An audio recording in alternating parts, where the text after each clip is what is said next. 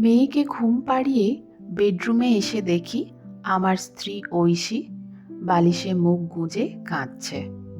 জিজ্ঞেস করলাম, কি ব্যাপার, কাঁদছো কেন? শরীর খারাপ নাকি মা কিছু বলেছে? ঐশী একটু নাক টানতে টানতে বলল, না, কিচ্ছু হয়নি।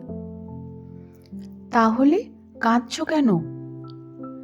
আমার কথায় তার কান্নার বেগ আরো বাড়ল। আমি চিন্তায় পড়ে গেলাম।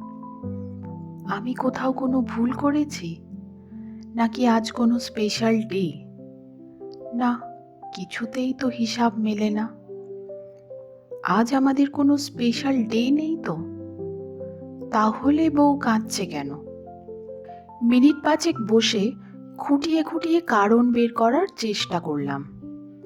আজ অফিস থেকে এসে বউকে তার পছন্দের কিটক্যাট চকলেট দেওয়া হয়নি তাই?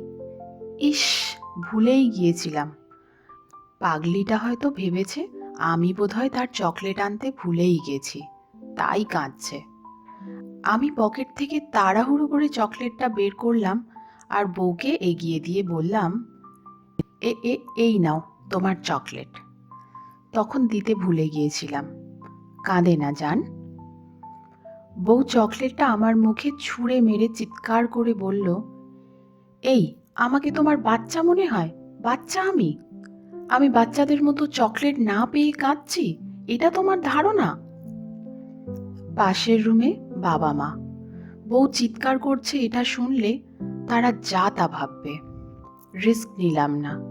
আমি উপায় না পেয়ে বউকে দ্রুত জড়িয়ে তার ঠোঁটে আমার ঠোঁট ছুঁইয়ে দিয়ে বললাম, তুমি বাচ্চা হবে কেন জান? তুমি তো আমার বাচ্চার মা। এবার বলো তো, রেগে আছো কেন? বউ আমার আদুরে স্পর্শ পেয়ে ঠান্ডা হলো কিছুটা। ফের অভিমান করে বলল, তুমি বদলে গেছো রেহান। আমাকে আর আগের মতো ভালোবাসো না। বাচ্চা হওয়ার পর থেকে অবসরে সারাক্ষণ মেয়ে নিয়েই থাকো। আমাকে কখনো একটু সময় দাও না। কখনো এসে জিজ্ঞেস করো না আমি খেয়েছি কিনা, আমার শরীর ভালো যাচ্ছে কিনা। একান্তে আমার দুটো কথা শোনার মতো সময় আজকাল তোমার আর হয় না। সত্যিই তো, বউ এসব মিথ্যে কথা বলছে না। তাকে নিয়ে লাস্ট ঘুরতে গিয়েছি বা সেভাবে কোনো সময় দিয়েছি বলে আমার মনে পড়ছে না। সারাক্ষণ অফিসে থাকি, রাতে বাড়ি ফিরলে বউ তখন রান্না করে। আমিও মেয়ের সাথেই কাটাই। ছুটির দিনে বাপ মেয়ে বের হই, ঐশীকে নেওয়া হয় না সাথে। বউ অভিমান করে মুখ ফুটে কিছু বলে না। এক বিছানায় থেকেও অদৃশ্য এক দূরত্ব আমাদের মাঝে।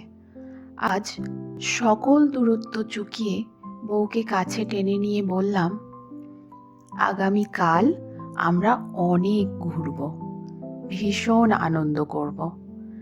আমি ঠিক প্রথম দিনের প্রেমিক হব আর তুমি হবে আমার প্রেমিকা। তুমি পরবে নীল শাড়ি, আমি পরবো পাঞ্জাবি। সরি জান। বউ এতটুকুতেই খুশি। হেসে বলল, চা খাবে? চা বানিয়ে আনি তোমার জন্য। হুম, এখানে বসো। চুলের কি অবস্থা তোমার? সারা দিনেও মনে হচ্ছে আঁচড়াও না। তেল নিয়ে এসো, আমি চুলে লাগিয়ে দিই। বউ দ্রুত তেল আর চিরুনি নিয়ে আমার কোলের ওপর বসল। স্বামীর এতটুকু যত্নে মেয়েটার মুখে হাসি সরছে না। এত দিনের জমানো কথাগুলো যেন দলা পাকিয়ে আসছে। সে বলছে, হাসছে। আমি মনোযোগ দিয়ে শুনছি। পর মুহূর্তে বউ আবার আগের মতো বায়না ধরল, আইসক্রিম এনে দাও দেখি। আমিও দুরন্ত বালকের ন্যায় তাকে নিয়ে রাতের আধারে হারিয়ে গেলাম। বউয়ের হাত ধরে জোছনা রাতে শহরের গলিতে পায়ের সাথে পা মিলিয়ে হাঁটছি। বউ খিলখিল করে হাসছে। এখন মনে হলো এত দিনের দূরত্বটা কেটে গিয়েছে আমাদের মধ্যে। অবশেষে বুঝলাম সারাদিনের ক্লান্তির পর মেয়েরা তার প্রিয় মানুষের থেকে একটুখানি যত্ন আর একটুখানি একান্তে সময় পাওয়ার অপেক্ষা করে। সমাপ্ত। লেখাটি সংগৃহীত।